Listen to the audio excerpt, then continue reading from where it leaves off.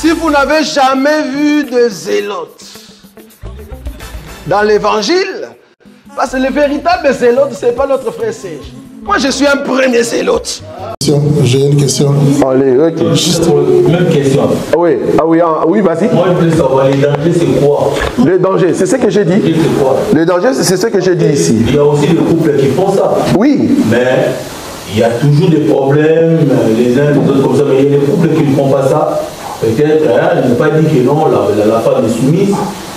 Mais il n'y a pas de problème. Ok, je comprends. Ils font ça, mais il y a toujours des problèmes, il y a toujours comme ça. Je suis d'accord. Donc ici, voilà, ici, deux personnes qui sont unies, vous êtes unis dans trois entités.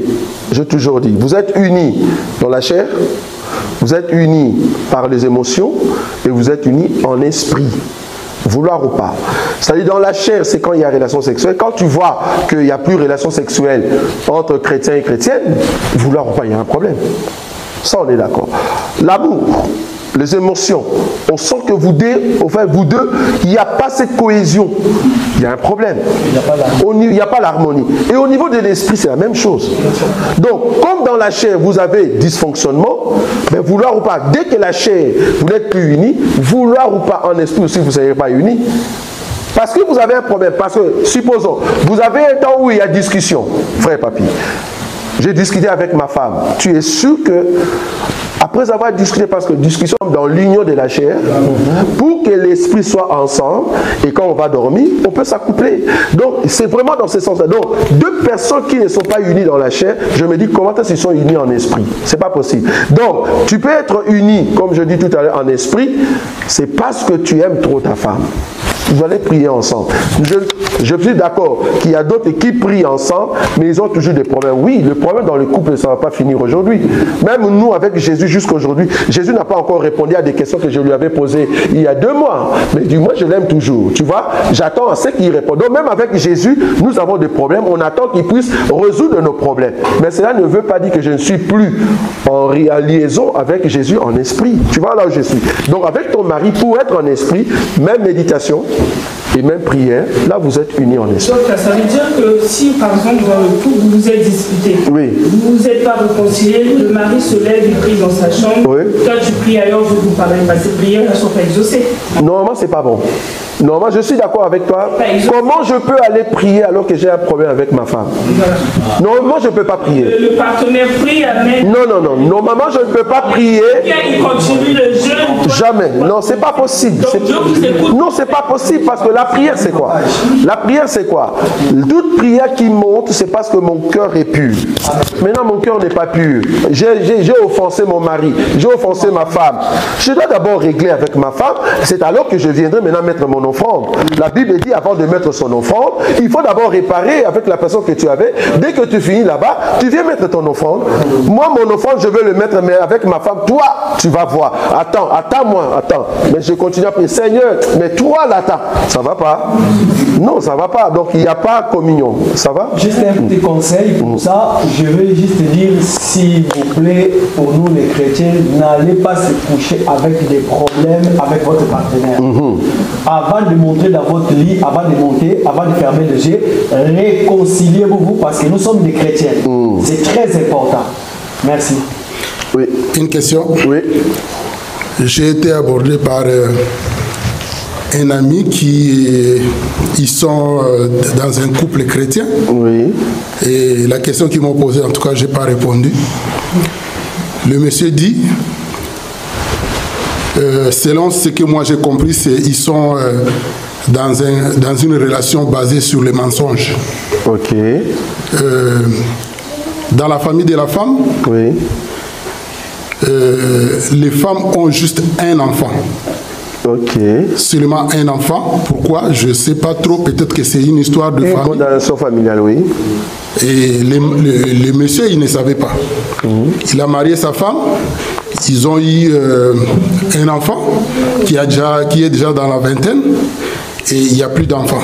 Oui. Maintenant, le monsieur, il a découvert ça. Oui. Ils sont déjà dans le mariage.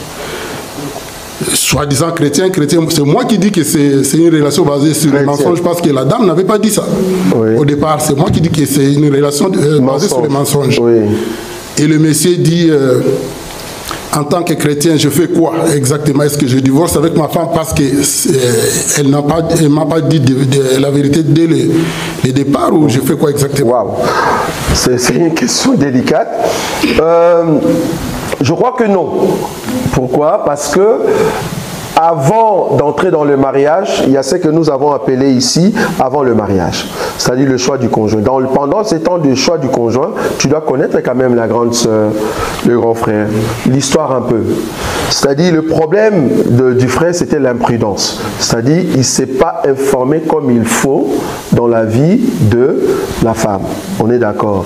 C'est comme quelqu'un qui dirait, j'ai épousé ma femme, mais dans la famille de ma femme, il y a par exemple quelqu'un dans la famille de ma femme, il y a 2 personnes qui ont, comment on dit, la sémence des albinos.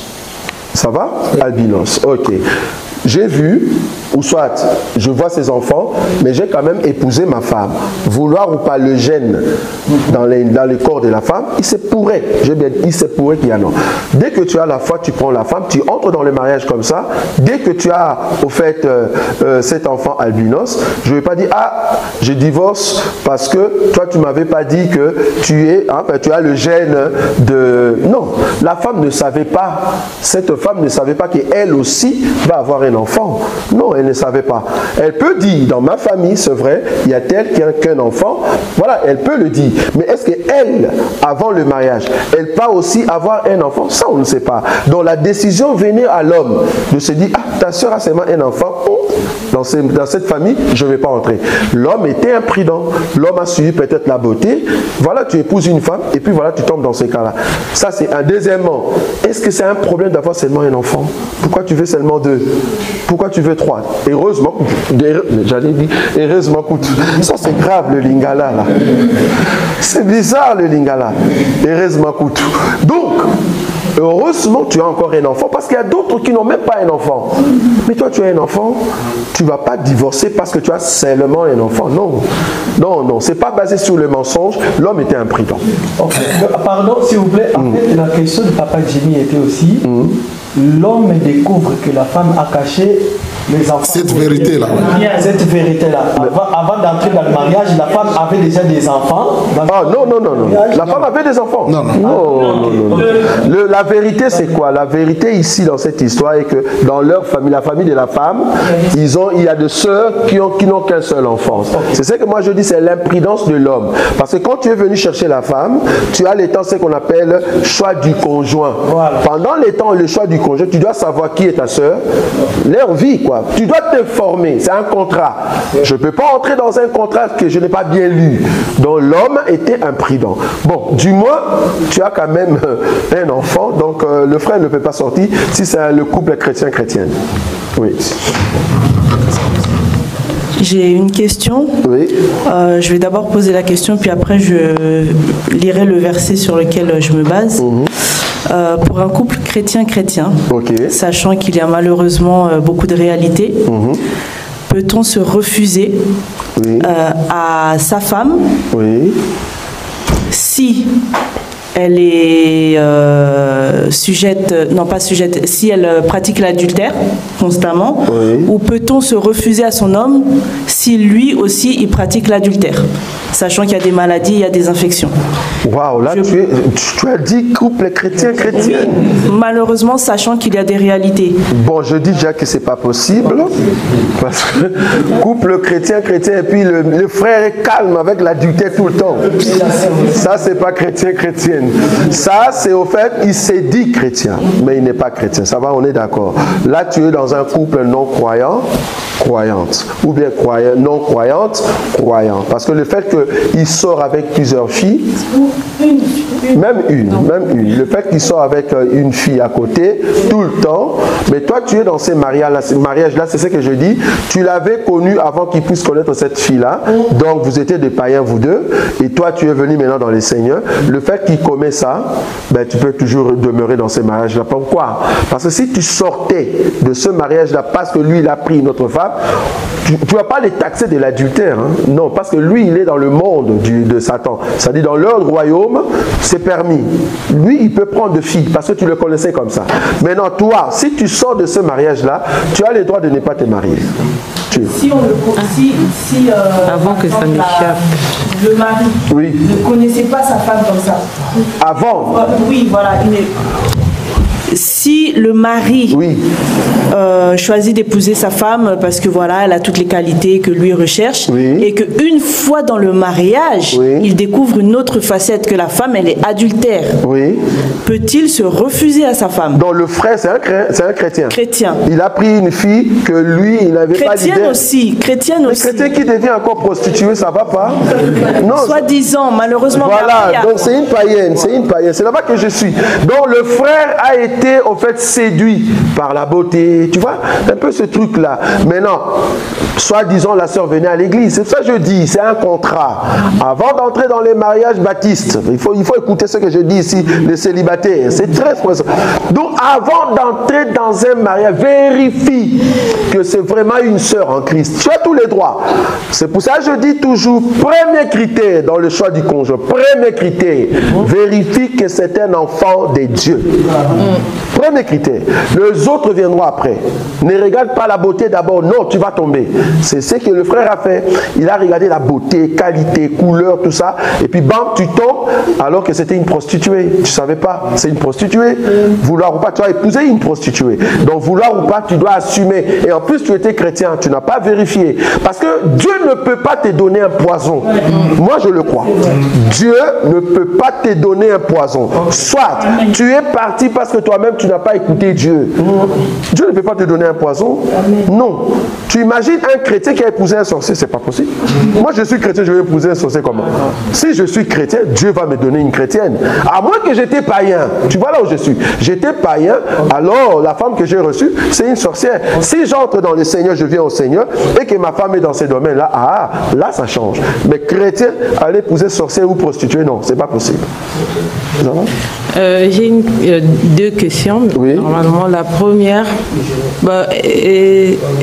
est-ce que c'est obligatoire, une fois marié, de rejoindre son mari dans l'église locale pour les chrétiens? Oui. Par exemple, si la femme est ici à Paris, le mari, par exemple, à Saint-Denis, mais ce sont les assemblées des saints. Différentes, oui. Oui. Est-ce que ça, c'est une obligation, une fois marié, de rejoindre? C'est obligatoire à Rebecca de quitter leurs parents et aller chez Isaac. Obligé. C'est pas Isaac qui vient chez les parents de Rebecca. C'est à Rebecca de quitter là où elle habite pour aller habiter avec Isaac. Mais de temps en temps, on peut faire... Non, il n'y a pas de temps en temps. C'est l'homme qui décide. Non, mais... Il n'y a pas de temps en temps. Si vous êtes des chrétiens chrétiennes, c'est la femme qui suit au fait là où se trouve son mari.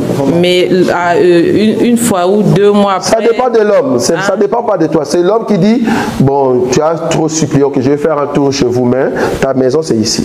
Ça va? Si la femme est chrétienne, l'homme n'est pas chrétien. Ah là tu es dans les non-croyants. Non, moi je parle des chrétiens. On ne va pas obliger l'homme, c'est ça.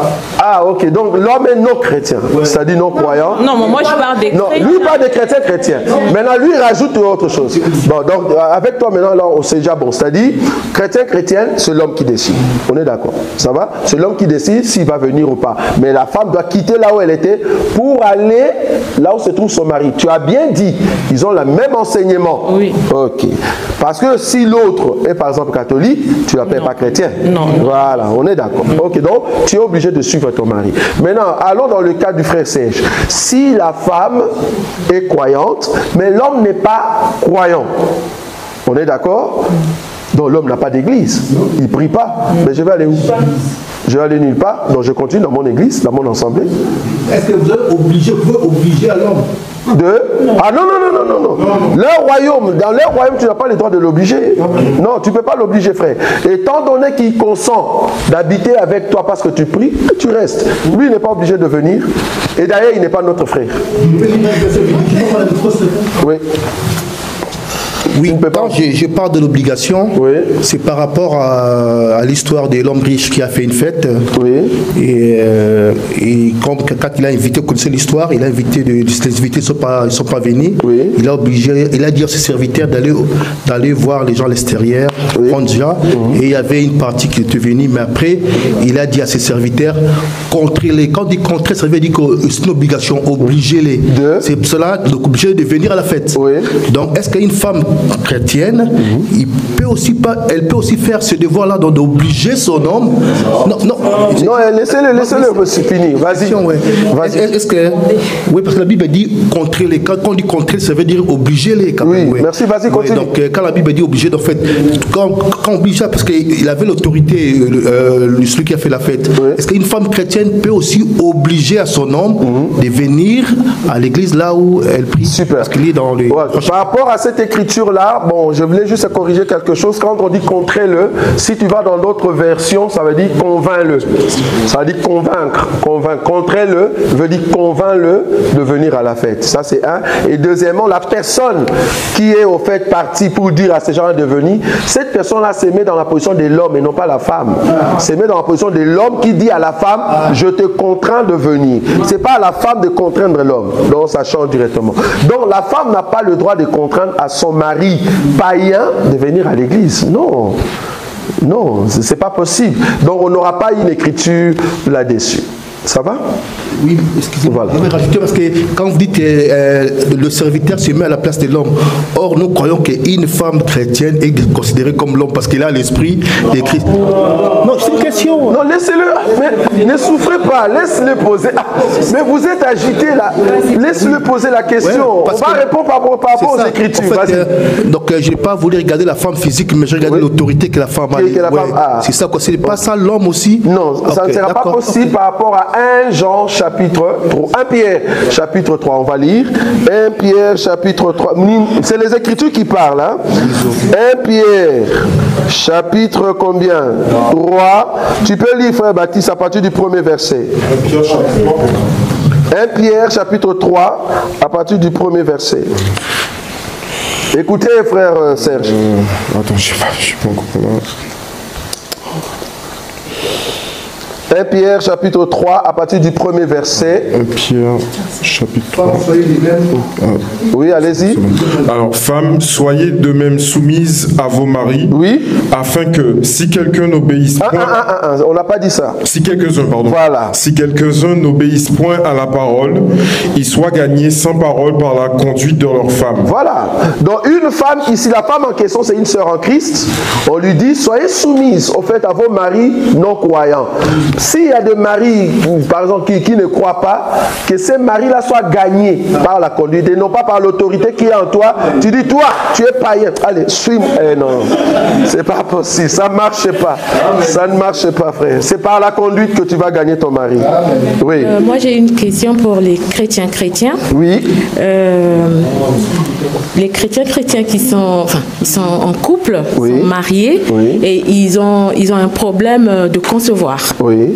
Et l'homme et la femme décident de donner la petite sœur au mari pour faire des enfants.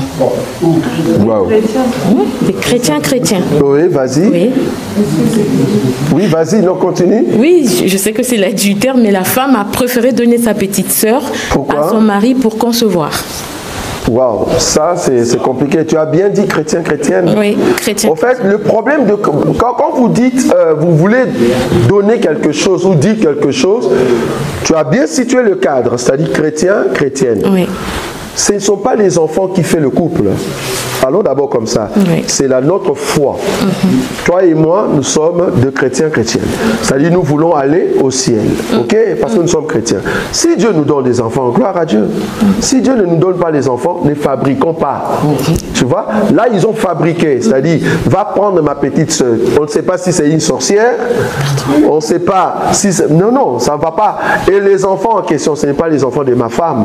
Ça, on est d'accord. pourquoi je dois connaître deux nudités? Non, étant donné que toi tu es vivante, ça s'appelle adultère. Donc si Jésus venait, je ne monte pas. Et l'enfant aussi, les enfants aussi ne vont pas monter? Mais non, parce que c'est l'enfant issu de la fornication. Quand ils sont encore bébés, il y a le péché des parents qui est sur les enfants. Mais si cet enfant, Dieu leur donnait la grâce et que Jésus ne revient pas, il grandit, ils ont déjà l'âge de connaître le bien et le mal, s'il se répand, ben, ils suivent maintenant leur voix, ça ne sera plus la voix des parents, selon 1 Corinthiens chapitre 7. Parce que c'est la prière du juste qui sanctifie les parents donc, et qui sanctifie les enfants. Donc du coup, les parents, étant donné ils sont dans le péché de l'adultère, les enfants, le bébé, ils sont encore dans le péché. Mais s'ils grandissent, ils deviennent grands, ils connaissent maintenant le bien et le mal, là ils peuvent suivre leur voie et sortir de ce péché-là, là ils peuvent monter. J'ai une deuxième question, oui, je ne sais pas si ça, oui, allez-y. Ça va correspondre au thème. Dans ce cadre, oui. Ah oui, je pense.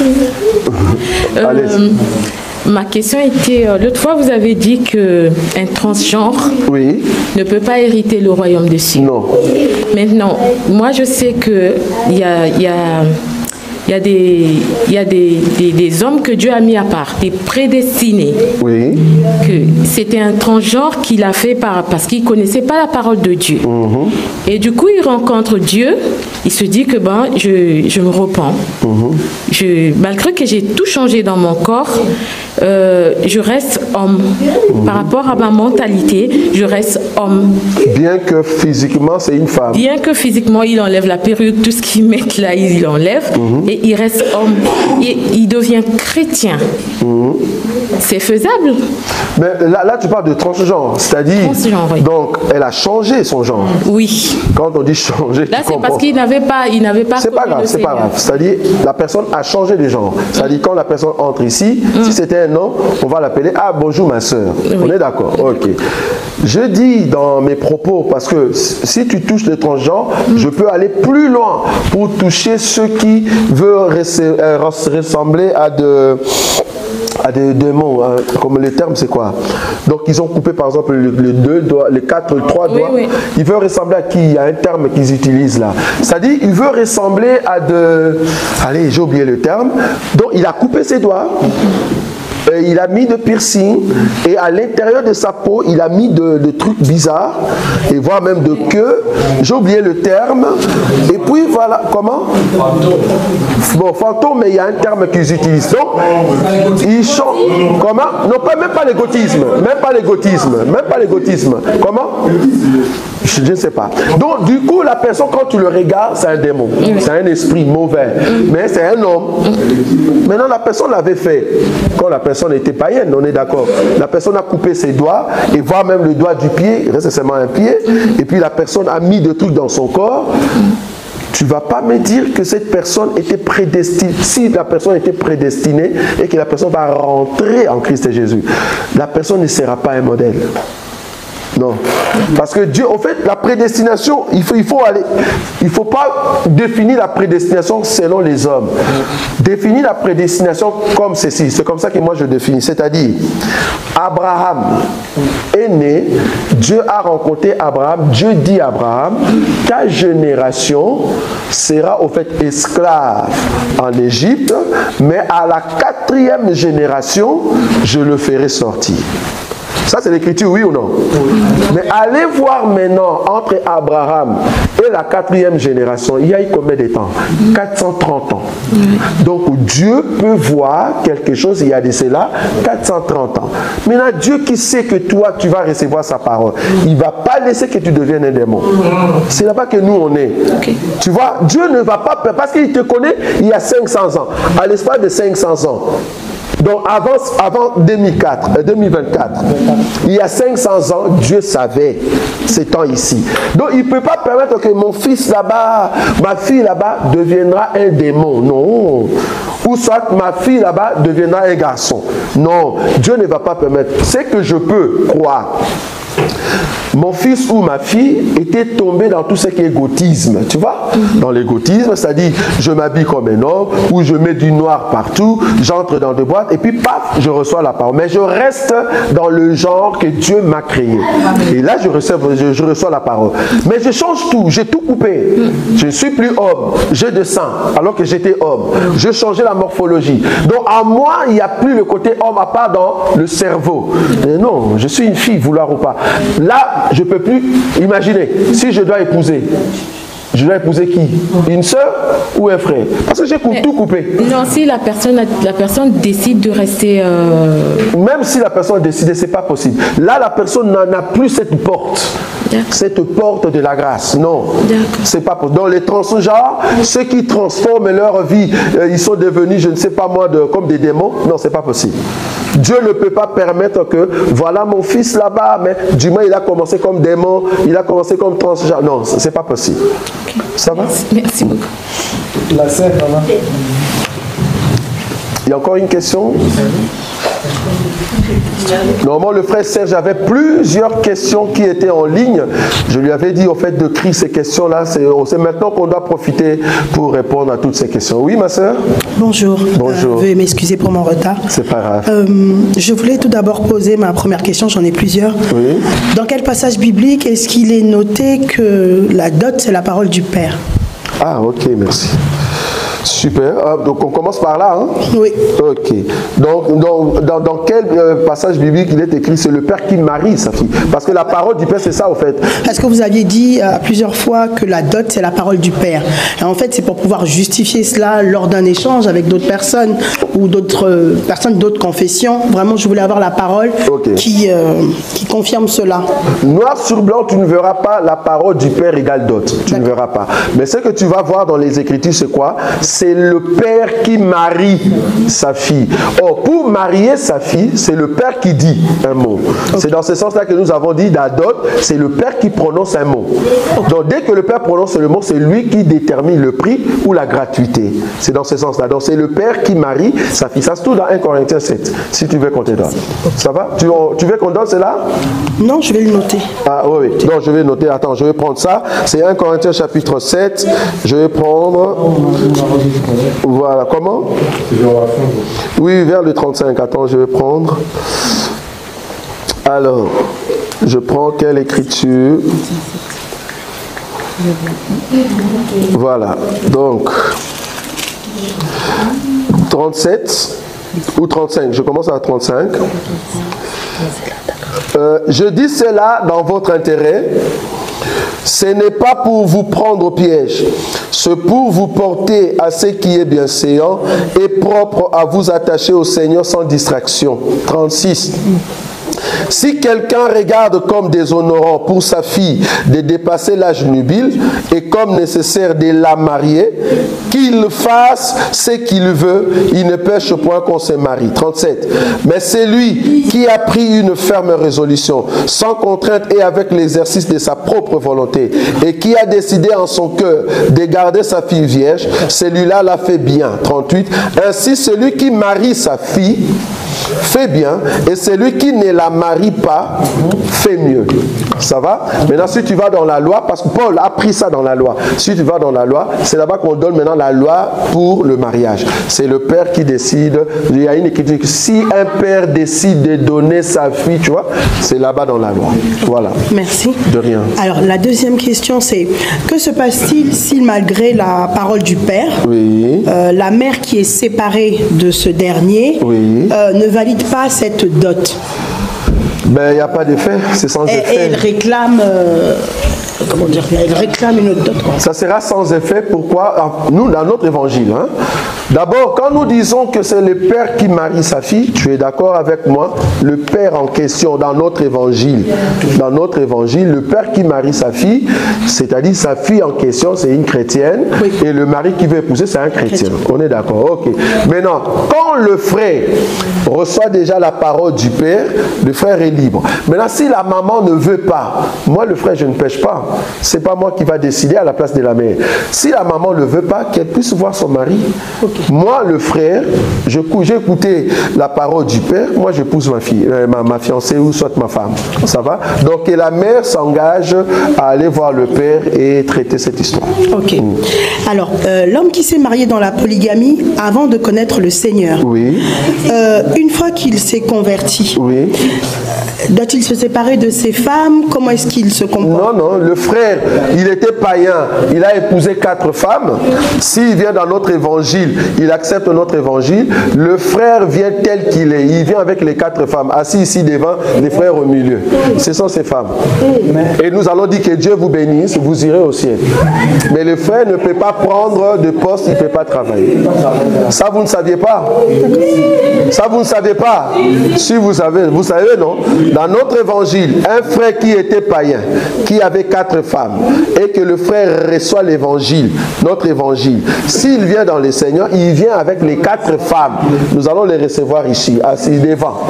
Le frère est au milieu, nous allons les bénir comme étant, que Dieu vous bénisse, avec tes 4 femmes. Mais un frère chrétien n'a pas le droit d'aller prendre 4 femmes. Tu vois la différence?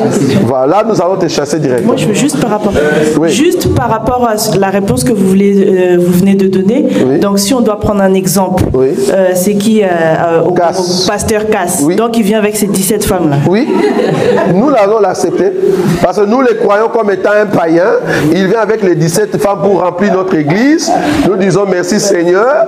Nous allons lui donner l'enseignement, mais il n'est plus pasteur, il ne peut plus prêcher. C'est un frère saint. Oui, le frère Rodrigue là-bas. Le micro, frère Rodrigue. Moi, ce n'est pas une question, c'est juste un verset que je voulais donner à notre frère par rapport à... Ah, donc tu veux rajouter une pensée. Oui, vas-y. C'est le père qui marie sa fille. Oui, vas-y. Là, nous sommes dans le livre des Corinthiens, chapitre 22, verset 16. Oui. La Bible dit, le père de la jeune femme dira aux anciens, j'ai donné ma fille pour femme à cet homme et il prime à... 2 Corinthiens. Non, Deutéronome. Ah, ok. Ouais, tu as dit 2 Corinthiens, c'est ça on dit. Ah bon? Mais ça, il y a non, pas. Deutéronome, chapitre 22, verset 16. Ah, ok. Oui, c'est juste. Là-bas, au fond, papa. Oui. Moi, je n'avais pas fini mes questions. Vous avez dit que l'homme qui là, on commence à monter. Voilà. Oui. L'homme qui est païen ou la femme qui est païen, c'était ça, non? Qui a 4 femmes. Ah non, l'homme, ce n'est pas la femme, l'homme. Voilà. Moi, j'ai quitté un mariage où le mari avait 3 femmes. J'étais la première. Et donc là, ça commence à me poser problème. Ok. Ah donc, tu étais dans un mariage où il y avait 3 femmes? J'étais la première et le mari s'est remarié après. Ah non, je ne comprends pas. Tu étais dans un mariage? Oui. L'homme, c'est un païen? Oui. Et toi, tu étais comment? J'étais païenne. Païenne. Et tu as quitté le mariage? Oui. Dieu ne tient plus compte de l'ignorance. Tu es venu dans le Seigneur. Voilà, tu refais ta vie. Mais si tu étais dans notre évangile et que tu es dans un mariage là où il y a 3 femmes avec un non-croyant, tu ne sors pas. Tu ne sors pas. Juste pour compléter la sœur, est-ce qu'elle peut revenir dans le mariage parce que Dieu ne tient pas? Ah non. Nous allons l'aider d'ailleurs à ne plus rentrer là-bas. Elle a déjà quitté. Non.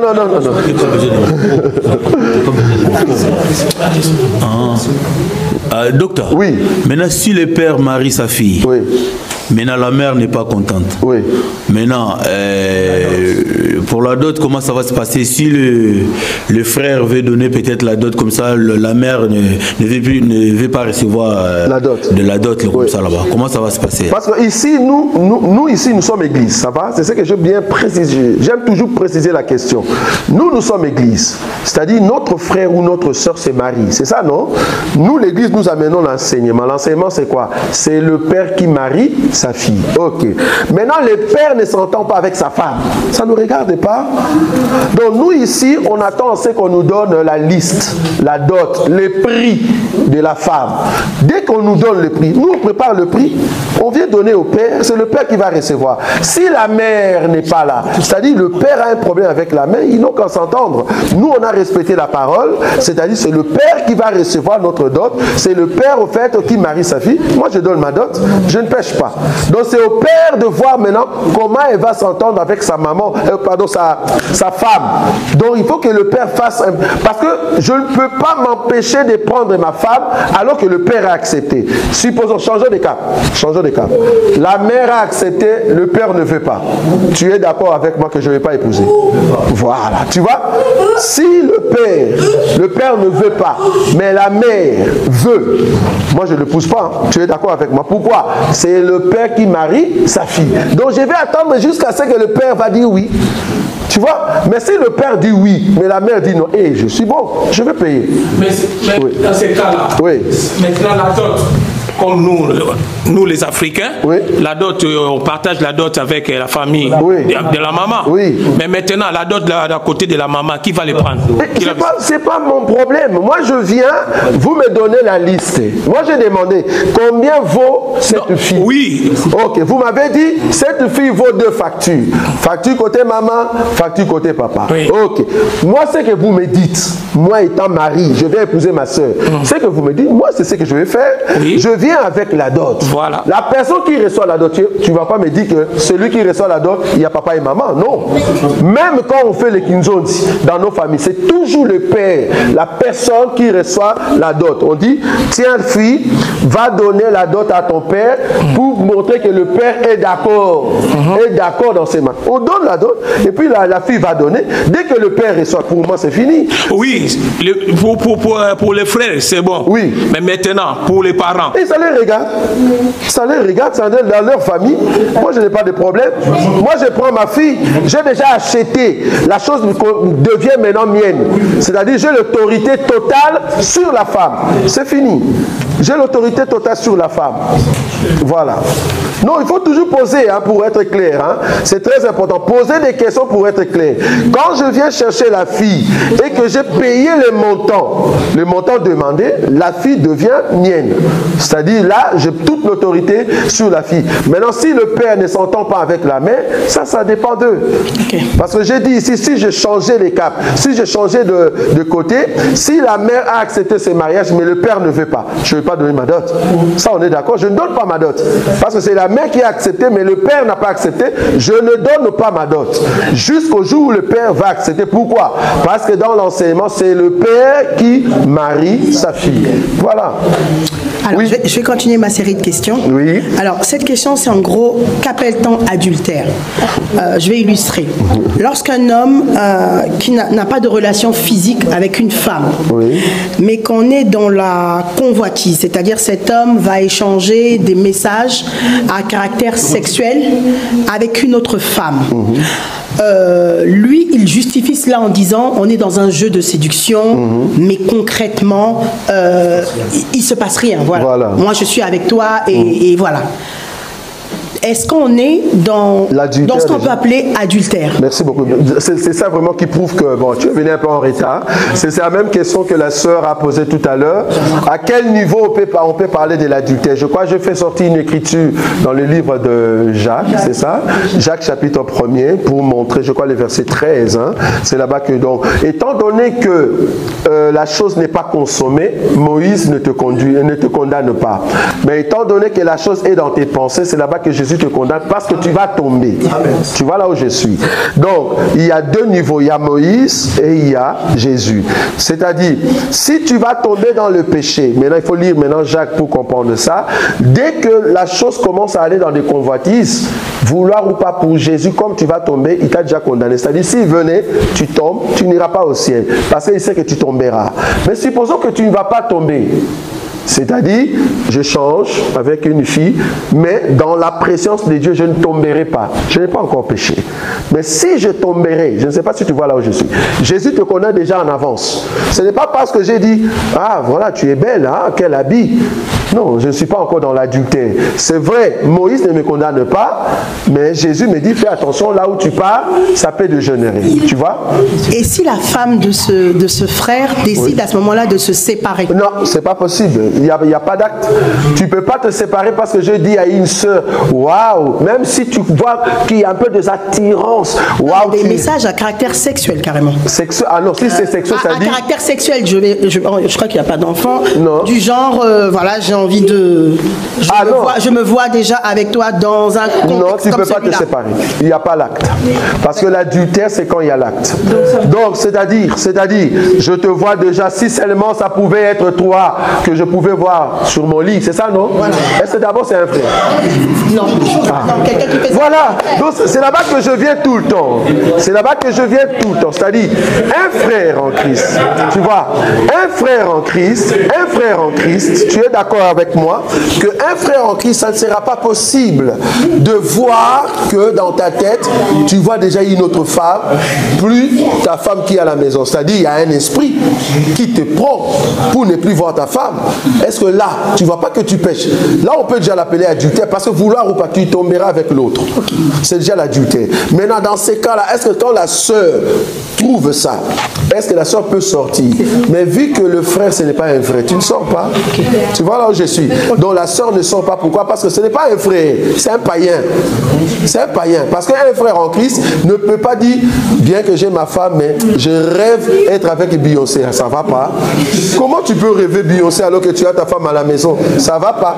Là, il y a un problème. Tu vois là où je suis. Voilà. Donc c'est-à-dire, il y a des esprits, donc c'est un païen. J'ai une belle non, elle a encore une question. Comment?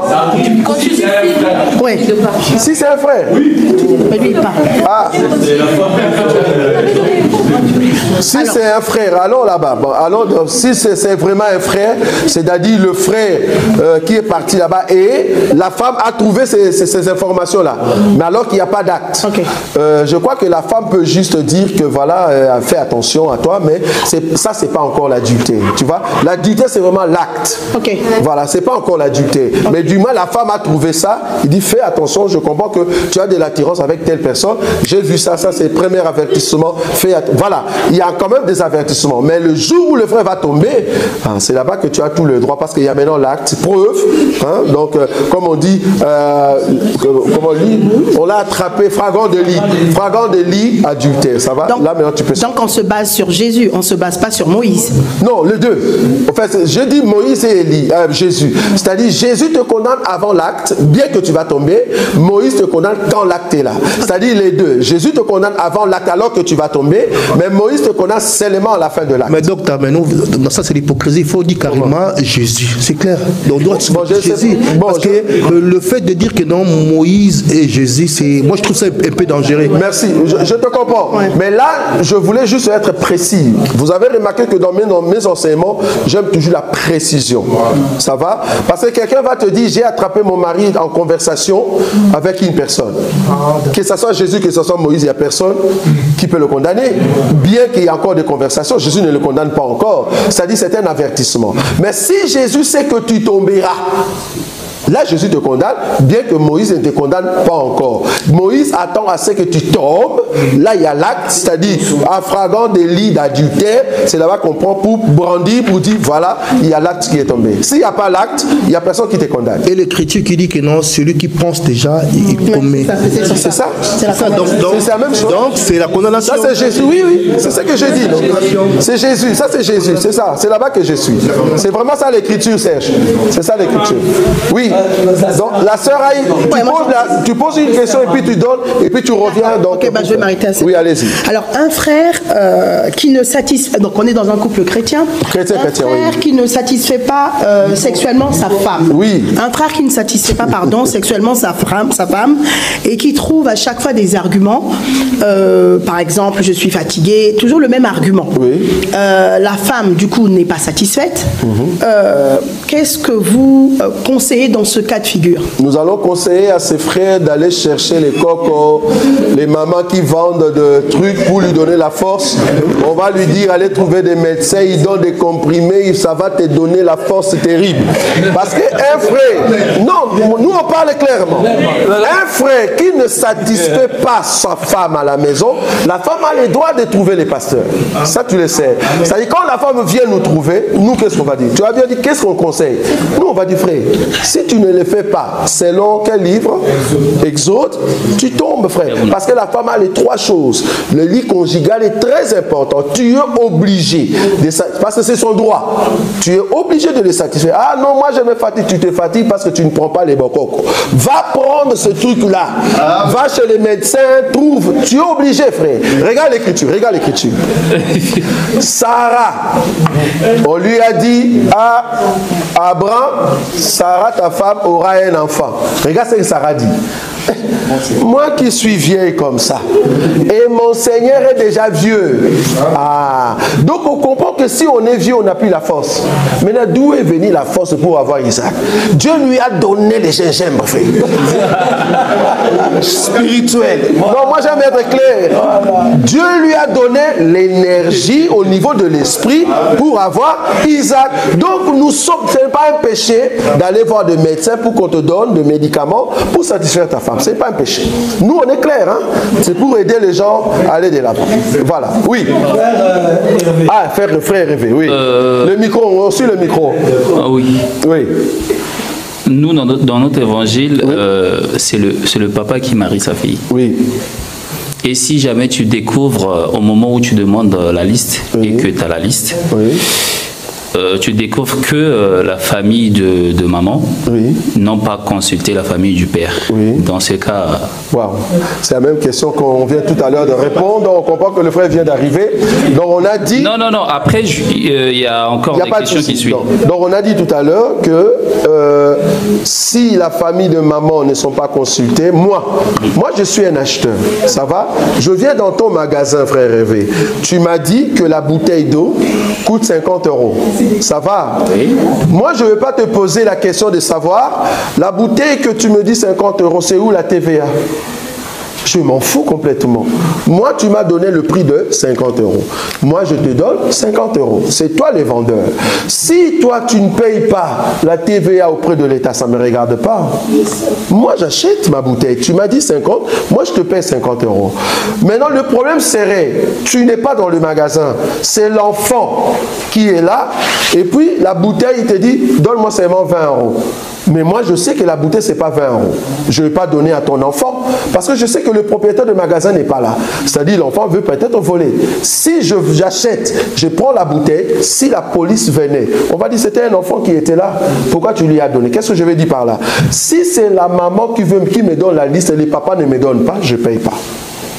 Mais si c'est le père qui me donne la liste, bien qu'il y ait un problème avec la TVA, avec la maman, ça ne me regarde pas. Moi, je donne mon argent. C'est le père qui m'a donné la fille. Je paye. Donc, je n'ai pas de problème. Sous prétexte que la fille a été élevée du côté de sa maman et qu'il n'y a pas la présence... On ne regarde pas ça. Moi, ici, je viens acheter. Oui. Je suis comme acheteur. Je viens auprès du vendeur. C'est la loi de achat et vente. Ça va? Je viens acheter. Ok, je viens acheter. On me dit c'est le père qui donne le prix. J'achète. Même si la fille a évolué dans la famille de sa maman, ça ne me regarde pas. C'est notre sœur. Moi, je suis leur frère. Donc, nous deux, nous sommes dit, on va aller, au fait, payer la dot. Ben, si le père me donne le prix, il n'y a pas de souci. Ça va? Okay. C'est la parole, hein. Vous voyez qu'on répond que par la parole. C'est la parole qui nous aide ici d'avoir le soubassement de tout ce qu'on dit ici. On ne fabrique rien du tout. C'est la parole qui répond. Ça va? On ne crée pas. Voilà. Le frère Maquet. Je vais parler de mon cas particulier. Oui. Je me suis marié, nous étions païens. Oui. La dot que nous avons donnée, que moi j'ai donnée, c'était sur le plan traditionnel, parce qu'on n'était pas chrétien. On s'est converti après. Oui. Et nous n'avions pas connaissance de parents paternels parce que le père est décédé et on ne connaît, moi je ne connaissais personne de la famille paternelle. De la femme ou de la maman. De la femme. La sœur, oui. Et il n'y a pas très longtemps, disons que j'ai fait la dot, mais côté maternel de la femme, parce que c'est traditionnel chez nous. Oui. Et je viens de connaître que maintenant, après quelques années, existence de parents paternels. Oui. Est-ce que je dois refaire la dot? Non, tu ne dois pas refaire parce que maintenant là, tu as la connaissance que fallait passer par le père, parce que tu as l'évangile. Oui. Je mérite quand même, avant de bien répondre, poser une question. Est-ce que le côté du père, on réclame encore?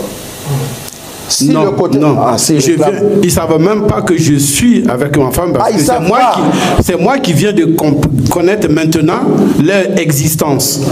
Ah, ils ne savent pas que leur fille est mariée? Non, non, parce que le père est décédé, on connaissait que le père. Il y a la famille paternelle. Mais je viens de savoir qu'il y a des parents paternels. Ah ben, il faut leur informer que, ben, écoutez, quand moi j'ai votre fille, juste informer, moi j'ai votre fille, et puis écoutez, hein, j'ai votre fille, ben, j'avais pris votre fille auprès de la femme de votre frère, voilà, ça fait autant d'années, on a déjà fait beaucoup d'années que je suis avec elle, voilà, je voulais vous informer, tu t'arrêtes là. Eux, ils vont dire, mais tu n'as pas le droit de le prendre comme ça. Ah, mais j'avais payé auprès de la maman, mais si vous me dites de penser du côté du père, parce que vous étiez païen, hein, je souligne ça, vous étiez païen, c'est pas que vous étiez dans l'évangile, c'est-à-dire le temps d'ignorance, Dieu ne tient pas compte. Mais par contre, si le côté du père dit, ah, mais quand même, c'est notre fille, donnez-nous quand même quelque chose. Tu as les droits. Okay. Tu vois, alors je suis. Mais tu n'as pas le droit de tout reprendre. Non, j'avais déjà épousé la fille. Et vous étiez païen, Dieu ne te condamne pas. Ça, c'est par reconnaissance. Dans la Bible. Oui. Est-ce que c'est-à-dire qu'elle permet son mari de faire pour l'amour qu'elle a pour son mari, oui. Elle lui dit, tu peux faire un enfant, des enfants dehors, je l'accepte. Oui. Dans un couple chrétien, oui. C'est permis ou c'est un péché? Qu'est-ce que Dieu a dit à Sarah par rapport au fils qu'on a permis? En fait, quand Abraham a fait, en réalité, ce n'est pas le fils que Dieu a considéré. Donc faire ça, Dieu ne le tient pas compte. Donc du coup, tu ne peux pas faire ça. Ça s'appelle adultère. Parce que vous êtes des chrétiens. Toi, tu permets à ton mari d'aller prendre ta servante ou une personne que toi, tu suggères, mais ça s'appelle adultère. C'est ce qu'on a dit tout à l'heure par rapport à la sœur. On a dit tout à l'heure, je crois qu'on a répondu à cela, non? C'est-à-dire, si tu permettais à ton mari de prendre ta petite sœur parce que toi, tu ne mets pas au monde alors que tu es vivante, non. Mais on a dit par contre, si la sœur mourait et que la petite sœur veut monter dans ce mariage, il n'y a pas de souci. Mais du moins, il faut qu'elle soit quand même chrétienne. Donc, tu es vivante. Toi, tu ne mets pas au monde. Tu pousses ton mari à aller prendre une servante à côté ou ta petite sœur, c'est l'adultère. Parce que le mariage n'est pas fondé sur les enfants. Le mariage est fondé sur votre foi. Si le mariage est fondé sur les enfants, là, il y a un problème. Mais le mariage n'est pas fondé sur les enfants. Le mariage est fondé sur la foi. Parce que c'est un couple chrétienne. C'est la foi qui est la base. Ce ne sont pas les enfants. En fait, voilà. C'est pour ajouter, cet acte-là est biblique, mais n'est pas chrétien. Non, c'est bon. Merci. Très bien. Mais il n'est pas chrétien. Non. Nous ne pouvons pas le prendre. Personne ne peut. Oui. C'est biblique, mais c'est pas chrétien. Juste. Moi, c'est la question par rapport à ma petite sœur. Oui. Elle s'est mariée avec un homme qui est parti. En fait. Qui est parti. Qui est parti. Oui. Complètement. Oui. Bon, oui. Il a eu ce qu'il voulait et puis il est parti. Oui. Oui. Et ta petite sœur est chrétienne? Oui. Elle est chrétienne. Et l'homme qui est parti est païen? Je pense bien, oui. Même un païen, même chrétien, il est parti avec une autre femme. Oui, il est parti. Mais la sœur est calme. Appelle-la, qu'elle vienne ici, au milieu de nous. Elle est en Afrique. Ben oui, mais qu'elle vienne. On a des frères qui sont célibataires. Elle est libre, elle a le droit de se marier. Appelle-la de venir ici dans notre église. On a besoin de sœurs qui sont libres comme ça. Voilà. Oui, bon, frère Jean. Bon, moi, je reviens avec mes questions depuis le début. Allez-y. Parce que j'ai vu qu'il y a beaucoup de questions qui concernent le mariage. Voilà. J'ai quelques questions. Bon, j'ai questions qui concernent le mariage, mais aussi célibat. Oui. Bon, comme on a très peu de temps, je vais essayer de les donner une à une. Donc, déjà, je voulais savoir, dans un couple chrétien, bon, ça revient un peu à ce que la sœur Olga a dit tout à l'heure, mais c'est parce qu'en fait, dans la chrétienté, en général, il y a des chrétiens qui pensent, alors soit ils pensent que le rapport sexuel, c'est soit fait que pour la procréation, ou il y en a qui pensent non, c'est fait pour le plaisir sexuel aussi. Donc en fait la question c'est de savoir, est-ce que c'est que pour la procréation, est-ce que c'est pour le plaisir sexuel ou les deux? Ensuite, selon vous, quels sont les conseils que vous pouvez donner pour qu'un mariage chrétien-chrétienne ne se brise pas? Dans un couple chrétien, est-ce que, là ça revient un peu à la question de la sœur bienheureuse, si une femme est mariée à un chrétien, mais qu'il assiste dans une église où il y a un faux enseignement, et que ce monsieur, le mari met en pratique le faux enseignement, est-ce que la sœur, elle doit être soumise à ce mari-là? Super. Voilà. Commençons par la première, parce qu'on doit aller vite. C'était la procréation. Oui, non, la procréation, d'abord, la procréation, c'est le résultat. Ça va? La procréation, c'est pas l'objectif, c'est le résultat d'une relation. On est d'accord? Le résultat d'une relation, c'est ça la procréation. C'est-à-dire, nous nous sommes mis sur un lit, toi et moi, en relation sexuelle. Le résultat qui a comme produit, ce sont les enfants. Donc, la base, d'abord, c'est pas la procréation. La base, c'est le désir, voilà, l'amour qu'on a fait. Et cet amour peut produire, en fait, l'enfant. On est d'accord? Voilà. Deux questions vraiment rapides. Je cours derrière le temps. Je continue de terminer ces questions. C'est pas encore fini. Donc, la deuxième, c'est quoi? La deuxième, c'était alors, quels sont vos conseils pour qu'un mariage ne se brise pas? Voilà. Le conseil chrétien, bon, normalement, le mariage de chrétien-chrétienne ne peut pas se briser. Pourquoi? Parce que les deux, ils ont le même enseignement. Okay. Quand il y a le même enseignement, l'homme respecte Christ, la femme aussi respecte Christ. C'est-à-dire, dans les mariages, chacun de nous met Christ en épreuve et je garde ma position. Vouloir ou pas, si vous marchez comme ça, à un moment, tu ne sauras même pas sortir de ce mariage. Tu te dis, je suis dans un mariage d'ange. Pourquoi? Parce que tu mets en pratique l'enseignement, moi aussi. Donc, les conseils que je peux leur donner, mettez en pratique l'enseignement. Okay. Ça va? Troisième question. Troisième, c'était par rapport à l'enseignement, si l'homme va dans un faux enseignement et qu'il le met en pratique, oui. Est-ce qu'il doit dire à sa femme, voilà, tu dois être suffisamment et tu dois venir dans cette église Non.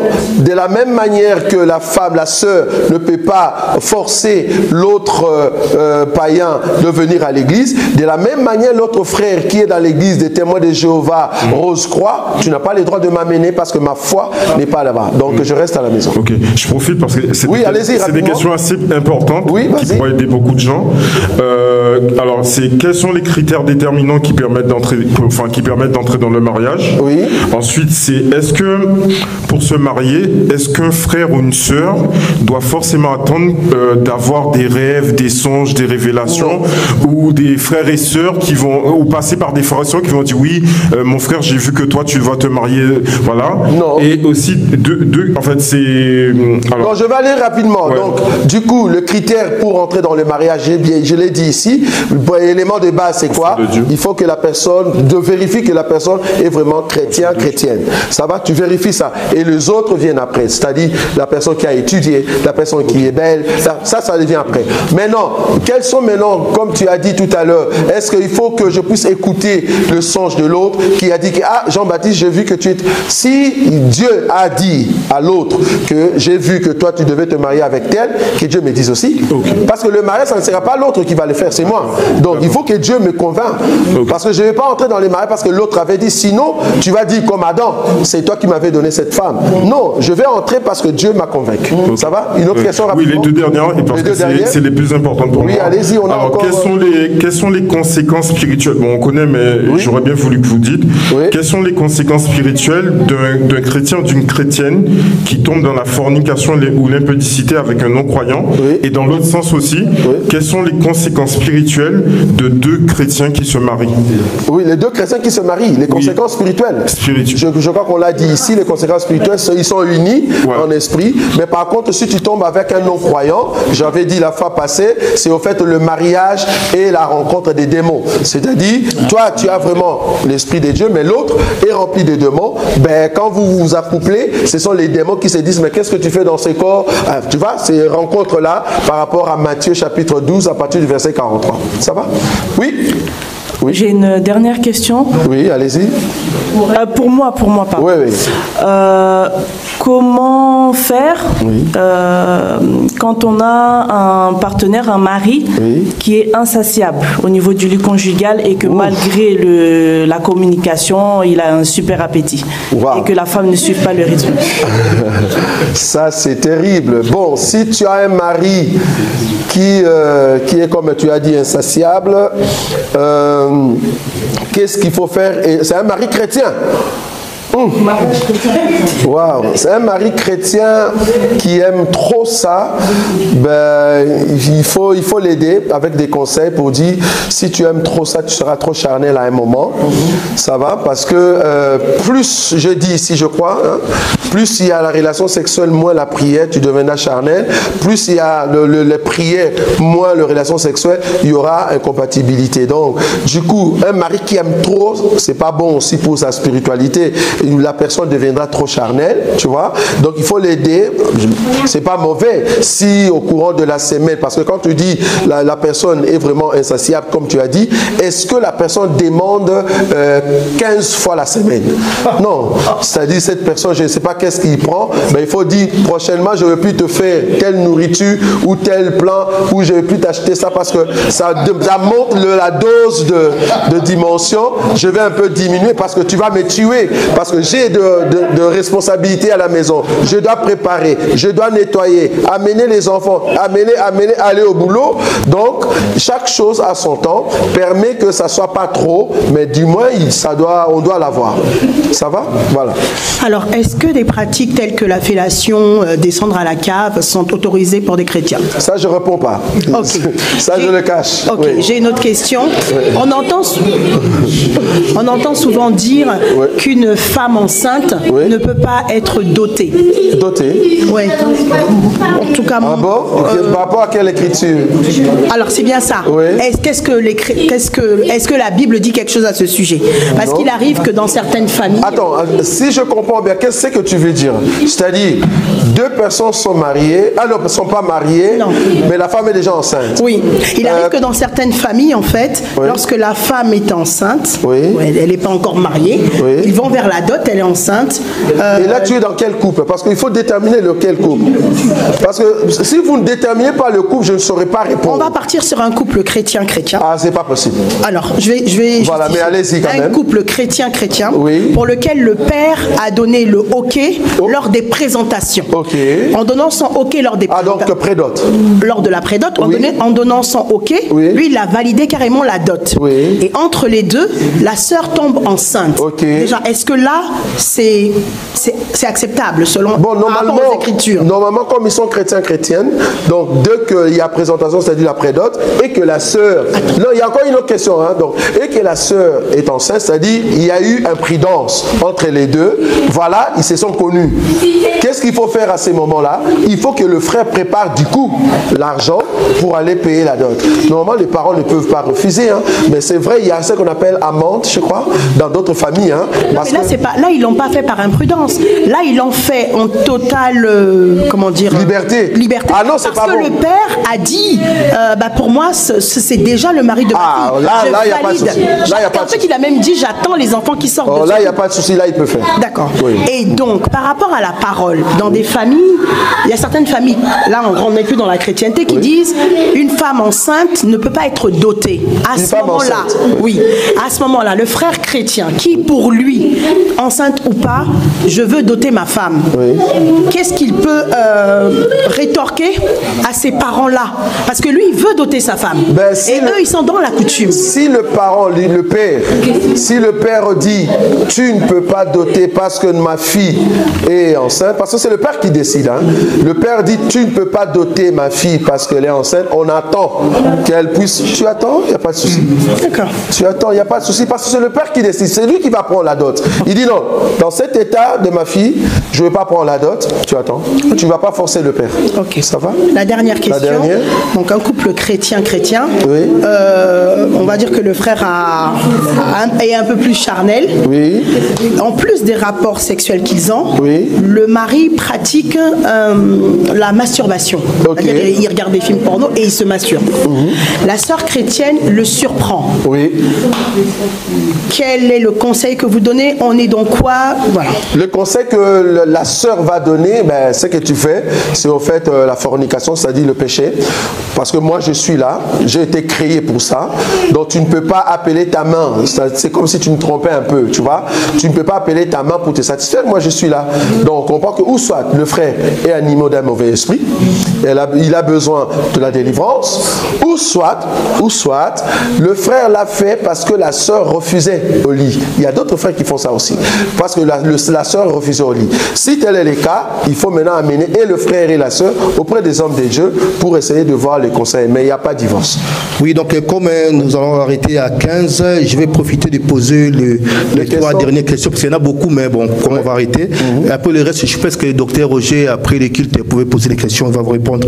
Donc je prends une question, donc c'était juste pour savoir, ils ont fait 8 ans de mariage, est-ce qu'ils sont obligés d'aller faire le mariage religieux? Donc ça c'est la première question. La deuxième question était que est-ce que les positions dans le couple, est-ce qu'il y a des positions, c'était aussi la question de la sœur Elliot, il y a d'autres positions qui sont interdites dans le couple ou pas, et puis on revient parce qu'il faut que vous répondez, docteur, par rapport à la fellation et tout ça, kinélinguisme, bon, c'est des questions, parce que nous sommes des adultes, quoi, c'est aussi importante. Et puis la dernière question de la sœur Fada, elle en avait beaucoup, elle m'a envoyé, mais comme on n'a pas de temps, la sœur Fada m'avait posé la question, m'avait envoyé une question, donc plusieurs questions, mais je pose la question. Est-ce que si une femme déjà déviergée et une femme vierge par rapport à la dot, est-ce que c'est pareil? Et si une femme te dit qu'elle est vierge avant le mariage, mais si vous arrivez après la dot, tout ça, après le mariage, vous découvrez que la femme n'est pas vierge, est-ce que vous êtes obligé de la chasser? Allons question par question, s'il te plaît. Garde les questions. Donc, on commence question par question. Ça va? Bon, je vais demander à l'homme de Dieu si possible, parce que là, vous martelez trop sur la fellation, on est obligé de l'expliquer. Ça va? Amen. Mais non, que l'homme de Dieu nous permette d'aller jusqu'à 30. Ça va? Jusqu'à 30. Vous supportez qu'on puisse aller jusqu'à 30? Amen. Ok. Je commence par la première question. La première question, c'est Romains chapitre 13. Donc, ça, vouloir ou pas. 8 ans de mariage, c'est pas un problème. Si vous êtes chrétien, chrétienne, allez auprès de la mairie, qu'on puisse reconnaître que tel homme est le mari de tel. Religieux. Ils sont obligés de faire un mariage religieux? Il n'y a pas de mariage religieux. Donc, ok. Le mariage religieux n'existe pas. Le mariage est toujours familial. Le mariage religieux n'existe pas. Peut-être ils veulent mettre de voile. Ça, c'est eux. Ça, c'est leur organisation. Le mariage a déjà eu lieu. Tu as dit 8 ans passés. C'est-à-dire les parents ont déjà pris. C'est ça, les mariages. Religieux, c'est quoi? Religieux, il n'y a rien du tout. Parce que je suis d'accord que si ce sont chrétiens, chrétiennes, l'homme des dieux a déjà prié pour eux. C'est fini. Il n'y a plus de mariage religieux là. Parce que votre intervention sur les mariages, vous avez dit qu'il y a 3 sortes de mariages. Vous avez rajouté... Non, sur la vidéo. 3 sortes de mariage. Vous avez dit que non, il y a aussi le mariage à l'église. Vous avez parlé de ça, docteur? Non, je n'ai jamais dit ça. Ben oui, mais quand vous parlez de la bénédiction, parce que vous parlez de la... Bénédiction Nicia, c'est pas le mariage. Bénédiction Nicia veut dire l'église remercie le Seigneur pour le marié. C'est pas le mariage. Mais pourquoi vous l'avez mis dans le 3 sortes de mariage? Non, je n'ai pas dit 3 sortes de mariage. Peut-être le terme n'était pas approprié. Dans les termes normaux, c'était il y a 2 mariages, c'est-à-dire auprès de la famille et auprès de la mairie. L'église bénit Dieu pour le mariage existant. Amen. Voilà, donc c'est pas la le question était par rapport à ce que vous avez dit 3. Parce que moi, si j'ai vu, vous avez dit 3, c'est pour cela, il a posé la question. Ok, donc ce n'est pas le 3e mariage, mais pardon, le 3e sort de mariage, mais c'est plutôt le 2 mariage qui est au fait familial et civil. Et l'église maintenant remercie le Seigneur par rapport au mariage qui a eu lieu ou auprès de la famille. Bon. Ça, on est d'accord. Voilà. Deuxième question, rapidement. C'était est-ce que les positions dans les couples... Ok. En ce qui concerne les positions... Quoi encore? La fellation, hein, non, ça, oui. Non. Position d'abord. On va dans tout ce qui est position. Dans les positions, en tout cas, bibliquement parlant, si on doit chercher des positions, je ne sais pas si vous avez déjà reçu cette formation ou soit cet enseignement sur le cantique de cantique. Nous voyons cantique de cantique. Bon, j'espère que nous n'avons pas des enfants ici. Nous sommes d'accord. Okay. Vous voulez qu'on ouvre cantique des cantiques? Parce que c'est cantique des cantiques qui nous donne des positions. C'est cantique des cantiques qui nous montre, mais codé. Ça va? Vous voulez maintenant avoir ce code-là? Vous êtes sûr, hein? Ok. Voilà. Nous allons les prendre. Nous allons les prendre. Je suis dans cantique des cantiques. Cantique de cantique. Cantique de cantique. Je vais donner un code ici. Bon, je ne vais pas tout donner, mais vous allez comprendre c'est quoi le code qui est là. Oui. Oui, oui, dis-moi. Mais vas-y, fais vite parce qu'on gagne du temps, oui. Vous voulez expliquer parce qu'il n'y a pas des enfants. Mais par contre, je confirme ça, il y a aussi des gens qui vont regarder la maison. Ah oui. Qu'est-ce que vous en dites? Qu'est-ce que vous en dites? Qu'est-ce que vous en dites? Il faut que les gens profitent, docteur. Donc, les enfants. Mais les enfants. Les enfants. Moi, aujourd'hui, j'allais ramener des enfants, ils ont refusé. Vous voulez? Est-ce que YouTube va nous taxer? C'est ça aussi. Voilà, parce que YouTube peut aussi nous taxer. Oui, allez-y. Écoutez, écoutez, oui. C'est peut-être pas une question si vous ne voulez pas mettre en direct, oui. Parce que peut-être il y a des gens qui suivent, des gens qui sont sensibles, on ne peut pas dire que voilà. Ils ont cette aussi parce qu'on critique, oui. Mais en tant que chrétiens et des adultes, oui. C'est des choses qui se passent dans les maisons. Voilà. On ne le parle pas en direct, mais c'est des choses qui y a des pratiques sexuelles qui sont dans les couples. Bon, on va mettre la pause. S'il vous plaît. On retrouve dans le monde et qu'on retrouve qui devient comme une abomination, comme des choses qui devaient être interdites. Mais on ne le parle pas dans le. Je dis qu'on ne le parle pas à l'internet parce qu'il y a des suivis sensibles. Ça je suis d'accord. C'est une très bonne ligne. Ou soit on termine toutes les questions qui devaient être en ligne et puis on revient sur les positions et les fellations à part. Ça va? Voilà. Est-ce qu'il y a encore d'autres questions à part les deux questions ici?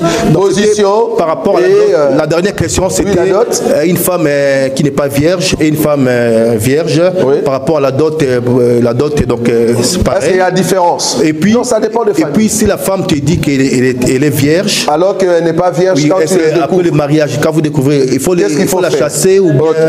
Dans un couple chrétienne, la sœur est vierge, est-ce qu'il faut augmenter la dot? Ça dépend de famille. Si leur fille est vierge, ils vont dire voilà, le prix de la virginité, c'est elle. Ça dépend parce que nous, on fait ce qu'on appelle le pourparler entre les familles. Il y a d'autres familles qui disent notre fille est vierge, donc tellement, ils disent que c'est un paquet en sachet, donc du coup, tu dois payer autant. Là, tu payes. Maintenant, si la fille est de vierge, comme on avait dit la fois passée, ben, il y a toujours un prix. Mais non, la fille nous a dit que je suis vierge. Le parent savait que leur fille était vierge. C'est ce que j'avais dit la fois passée. Mais arrivé dans le mariage, parce que je vous ai dit que tu as les droits, si les parents de la fille t'aient donné l'accès de connaître cette fille qui est vierge pour vérifier. Le jour de la dot, tu as les droits de vérifier. J'avais dit ça, non? Voilà. Mais supposons qu'on ne t'a pas donné cette grâce-là, tu amènes ta fille jusqu'à la maison, la sœur qui s'est dit chrétienne, et toi le chrétien, amené à la maison, arrivé là-bas, la sœur n'est pas vierge. Qu'est-ce qu'il faut faire? Le mariage est fondé sur un mensonge. C'est ce que j'avais dit, non? Donc du coup, je reviens auprès de la famille. Voilà, vous m'avez donné une fille censée être vierge, mais cette sœur a menti. 1, à la famille, sa propre famille. 2, a menti à ma famille. Quelle honte. 3, la sœur m'a menti. C'est-à-dire, le mariage est fondé sur un mensonge. Ce n'est pas une sœur en Christ. Il faut la mettre dehors. Ok, la sœur. En tant que couple chrétien, est-ce qu'on peut prier avec des adventistes qui sont dans la famille? Prier ensemble, comment? Prier ensemble? Non, on n'a pas le même esprit. On ne saura pas prier avec eux. Quand tu dis prier, c'est-à-dire c'est toi qui imposes la prière ou eux? Eux. Ah, mais non, je ne saurais pas prier avec eux. Mais supposons. Oui, au nom de Jésus aussi. Oui, mais bon, attends. Bon, ça dépend maintenant. Quand tu dis prier, moi ici, je suis comme ça. Regarde. Je veux prier avec des catholiques, ok? On va prier notre Seigneur Jésus. Seigneur Jésus, Seigneur Jésus, fils de Marie. Voilà. Et puis à la fin, il dit, allez, commencez à nous suivre. La Vierge Marie, Mère de Dieu. Je ne saurais pas. Parce que ce n'est pas une prière. Donc, regarde un peu dans la prière en soi. Là où il loue Dieu, c'est comme une chanson, non? Les billets qu'on fait, tout ça. C'est-à-dire, il y a des parties qui sont justes, il y a des parties qui ne sont pas justes.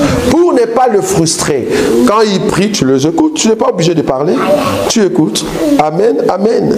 Mais il ne faut pas entrer dans leur prière parce que vous n'avez pas le même esprit. Le mot utilisé en question, tu ne connais pas leur Dieu. Tu vois là où je suis. Donc, n'entre pas dans leur esprit. Mais si c'est toi qui imposais, tu vois, si c'est toi qui imposais ta prière à eux, là, tu peux prier prier avec eux, dans ce sens-là. Mais si c'est toi qui viens le voir, et puis ils viennent, ils commencent à prier, tu restes calme, tu ne pries pas. Parce que tu ne vas pas rajouter ta prière dans leur prière. Mais ils parlent exactement le même langage que nous, en fait. S'ils ont le même langage, c'est comme j'ai dit, donc tu regardes ce qui est bon. Ce qui n'est pas bon, tu rejettes. D'accord. Ça va? Ok, merci. Encore une question pour qu'on entre dans la partie maintenant secret. Comme on dit secret. Je vais compléter un peu la question de la sœur. Oui. Moi, mon père, c'est un adventiste. Oui. Et je me rappelle que quand j'avais fait un tour à Kinshasa, oui. Et on priait ensemble. Oui. Après, je sais pas, il priait, il disait au nom de Jésus-Christ. Oui. Et donc, je priais une divinité ou... Non, c'est ce que j'ai dit, en fait. Quand il disait au nom de Jésus, ben, vous priez ensemble, mais on ne sait pas, au fait, leur doctrine. Parce que le problème, c'est quoi? Je peux avoir une prière avec le témoin de Jéhovah. Tu es d'accord? Oui. Mais la doctrine, nous n'avons pas la même doctrine. Oui. Fondement.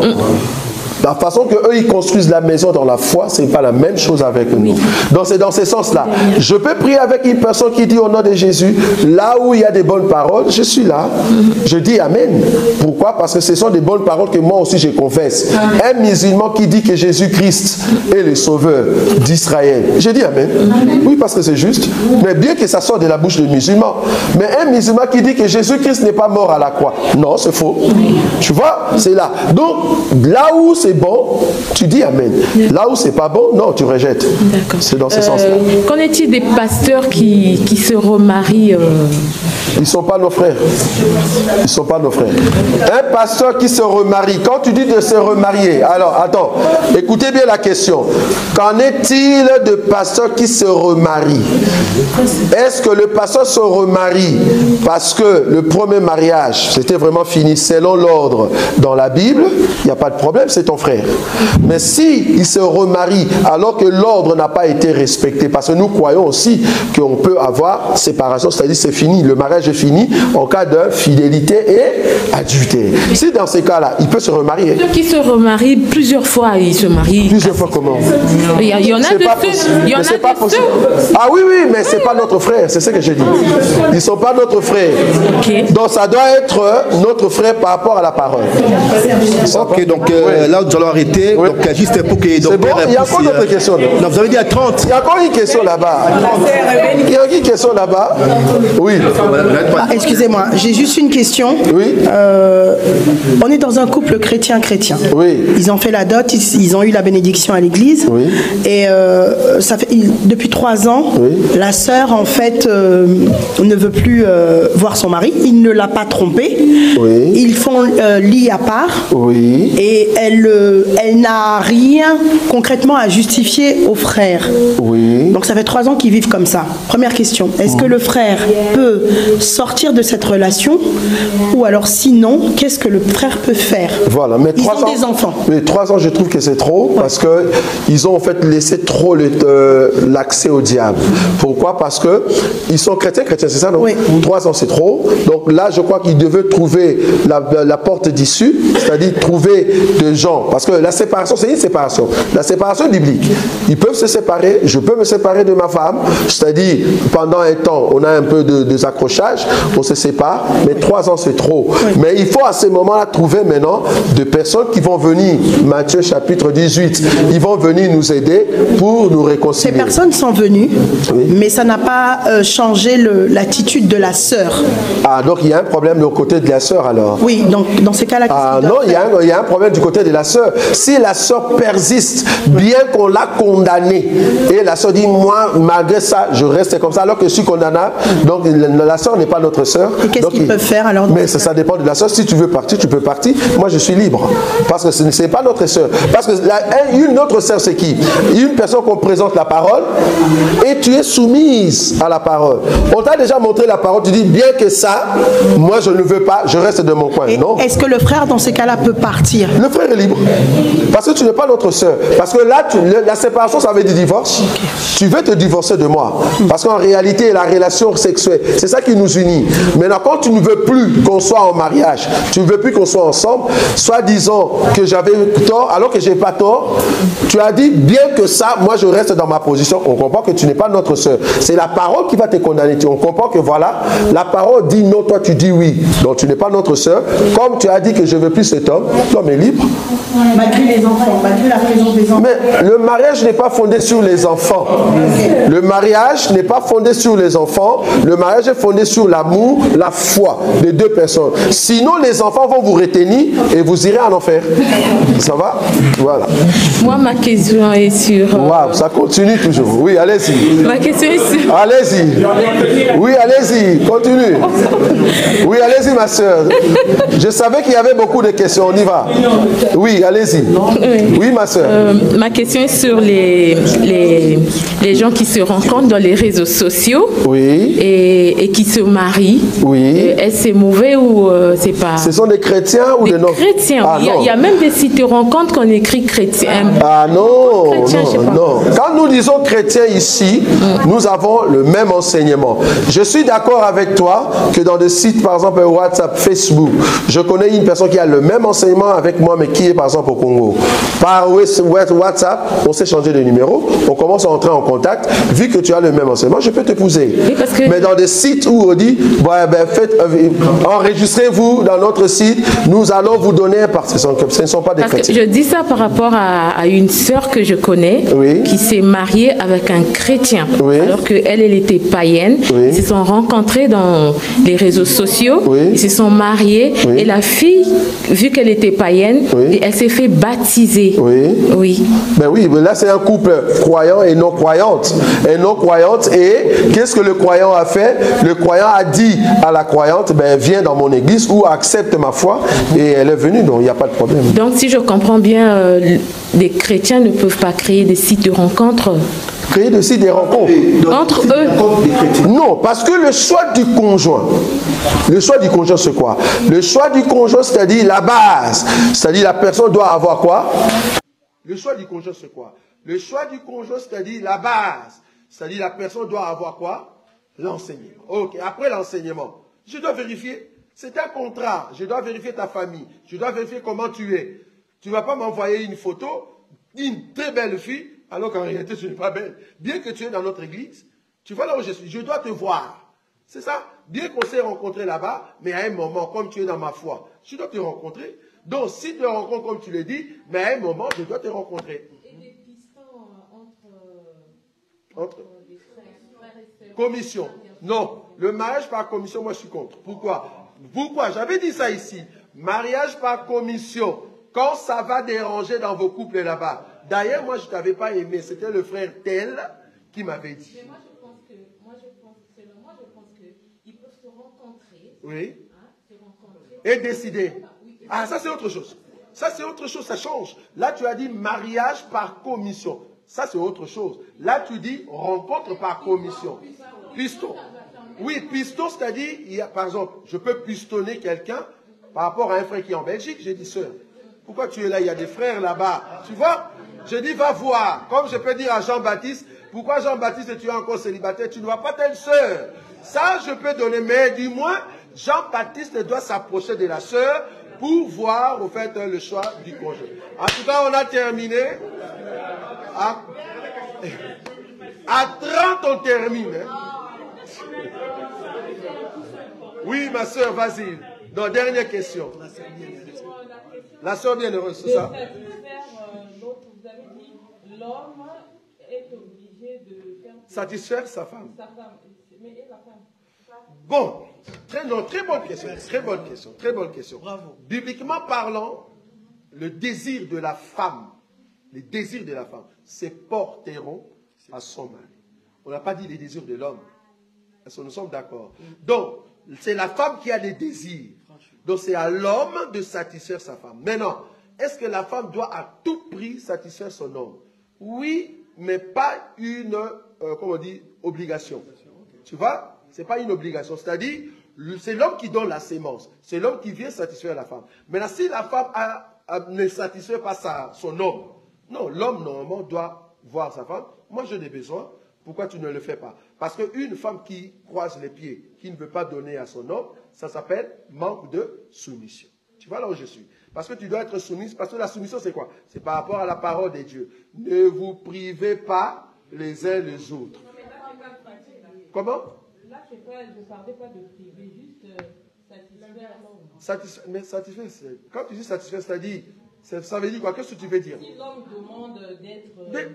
Mais d'être quoi? Mais vas-y, va tout droit. De sentir aussi ce plaisir. Mais oui, tu peux le satisfaire. Quand tu dis satisfaire, c'est-à-dire relation sexuelle. Oui. Mais voici, il faut le faire. Il faut le faire. Oui. C'est un conseil que oui. le frère me demandait ici là. Oui. Oui, dis-moi. Oh, oui, vas-y, dis-moi. Dis-moi. Dis, frère Papi. Ok. Oui. À peu près pareil. Oui, dis-moi. Une sœur mariée. Oui. Mais bon, je ne sais pas, la question c'est pas vraiment. Pendant l'accouplement, chaque fois, l'homme ne trouve pas de plaisir. C'est le mari qui demande toujours à sa femme. Ok. Et la femme, aucun jour, a demandé à son homme. Ok. Toujours, c'est le mari qui... Oui, mais qu'est-ce qu'il faut faire? Ils sont dans un couple chrétien-chrétien. Ils sont dans un couple chrétien-chrétien. C'est ce que j'ai dit. C'est-à-dire la femme prive. La femme prive son mari, le frère, à ne pas le connaître. Nous disons c'est mauvais. La sœur doit donner normalement. Ah ben là maintenant il faut que le frère trouve les mamans âgées qui peuvent maintenant aider le jeune fille comment être dans la maison. Comment? Non, l'homme va venir à l'église, l'église va envoyer des mamans pour parler à la sœur que tu n'as pas le droit de priver à ton mari de relations sexuelles. En fait, le problème c'est... Ah, je ne comprends pas. En fait, la question est celle-ci. Oui. La question est celle-ci. Oui. La femme ne prend pas des initiatives à demander à son homme. Ah, c'est l'homme qui demande. C'est toujours l'homme, mais la femme n'a jamais demandé. Il n'y a pas le péché. Je ne vois pas le péché. Oui. Non, ce n'est pas un péché. Parce que ce n'est pas un péché. Oui, le conseil est que le mari va dire, ah, mais pourquoi toi tu ne demandes pas, il n'y a que moi. Mais quand l'homme demande, on lui donne, non? Et alors, pourquoi tu souffres? On te donne. Ok, donc là, on te donne. Donc, le père, juste parce que c'est la dernière Nous acclamons le Seigneur, nous acclamons le Seigneur. Voilà, donc on va terminer en ligne. Par rapport par rapport à la question. Ils veulent pas terminer. Ils veulent pas terminer, là, c'est grave. C'est quoi? Juste dire que non, que le frère continue l'investissement, parce qu'il n'y a pas de femmes, il n'y a pas de hommes ici. Peut-être qu'il... Non. Écoutez s'il vous plaît, Le problème c'est quoi aujourd'hui? Vous savez, c'est une conférence. Mais des vidéos pareilles, surtout quand c'est Dr Roger qui parle des sujets sensibles, les gens peuvent prendre juste un petit bout. Et puis, en faire toute une histoire, ils ne savent pas comment c'était. Voilà pourquoi nous proposons ceci. Pour les internautes, appelez Dr Roger en direct sur le téléphone. Il peut vous expliquer. Si vous n'avez pas le numéro de téléphone, appelez-le. Nous allons vous donner le contact. Appelez-lui, il va vous répondre. Mais on va arrêter pour éviter, s'il vous plaît. Ma question était juste que non, que le frère peut continuer parce que... Non. Mais non, parce que toi tu veux qu'il filme. On peut ramener le message chez nous à la maison. Non. Frère Serge, c'est à toi de communiquer à ta femme ce que tu as entendu ici. Voilà. S'il vous plaît, n'amenez pas ce genre de trucs. On ne va pas faire de vidéos. Bon. Non. D'ailleurs, voilà, tu es seul donc. Contrôlez ces caméras. Voilà, il faut contrôler ces caméras. Et d'ailleurs, on va demander à frère Paty de prendre un sac, de prendre les téléphones de tout le monde ici à l'intérieur. On va sortir tous les téléphones, s'il vous plaît.